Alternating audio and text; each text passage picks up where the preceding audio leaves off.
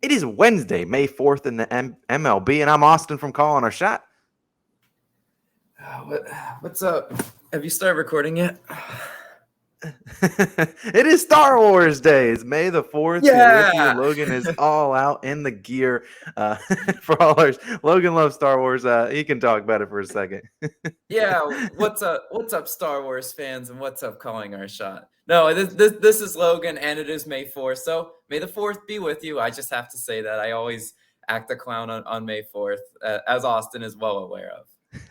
Last year, he did a full thing, but if you are new to the Calling Our Shot channel, we appreciate you for tuning into our MLB Best Bets video. If you want to hit that subscribe button, we definitely would appreciate it. Also, click that like button too. We can't do it without you guys' love and support. Shout out to our COS All-Stars for supporting us as well. We have two new ones. We have Lee 2 Creative, and we have Druzy 3.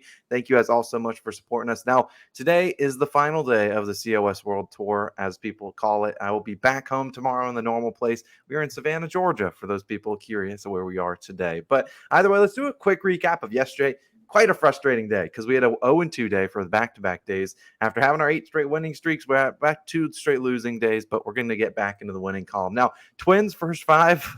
Logan, I'm so sorry you had to suffer through that one. You keep finding new ways to lose, which is it's brutal to watch, but not much we can do about it. Twins obviously don't cover the first 5. They tie after 5, and then end up winning 7-2.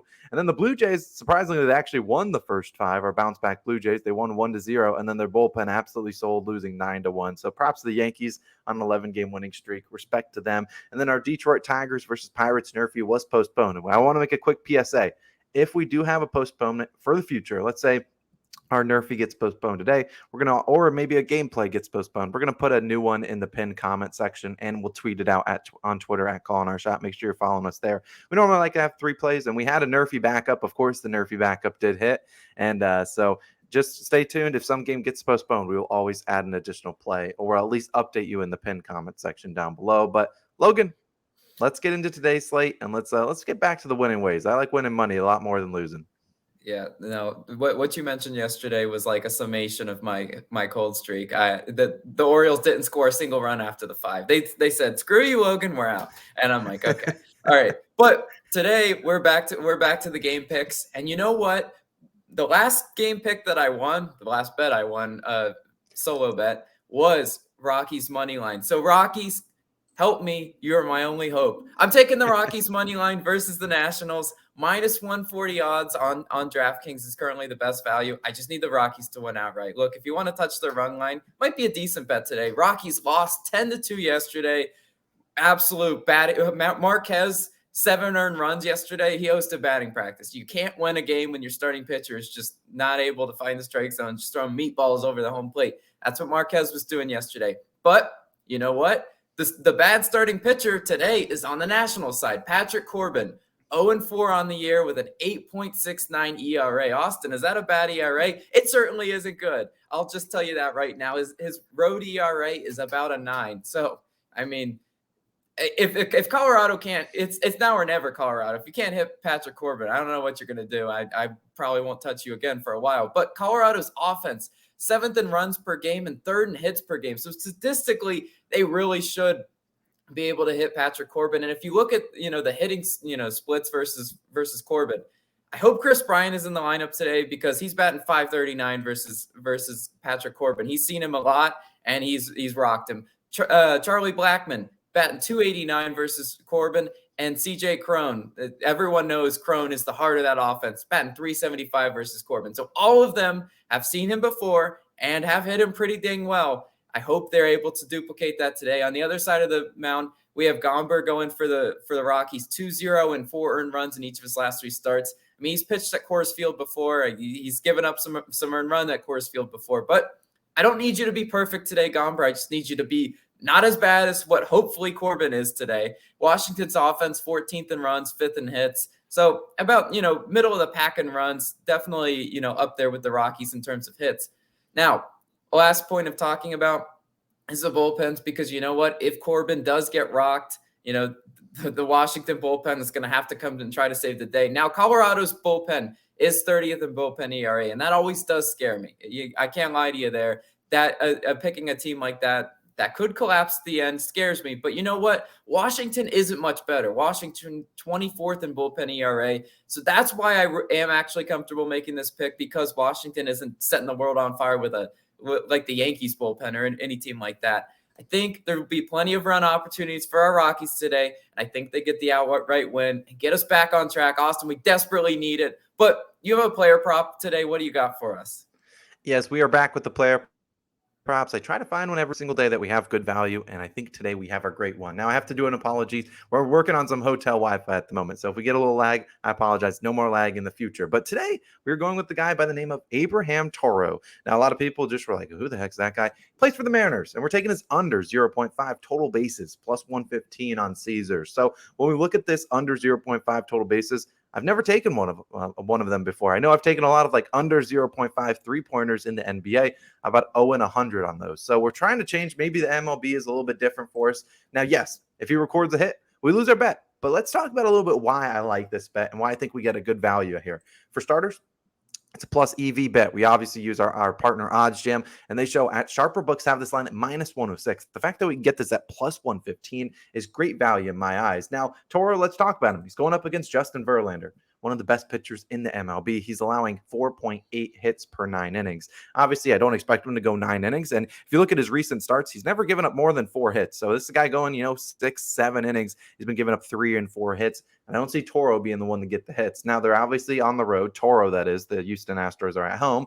Toro, his great, crazy home road splits. At home, batting .250. On the road where he is today, just 114, not very good. Combined, he's batting just 167 on the year in 46 plate appearances on the road, just 5 hits to his name. So look, I'm looking at these numbers. I'm like, this is a pretty good bet we got going. He's played in 12 road games. He has no hit in 7 of them. And we look at it, he did have a hit yesterday. You might be like, Austin, I'm a little bit concerned.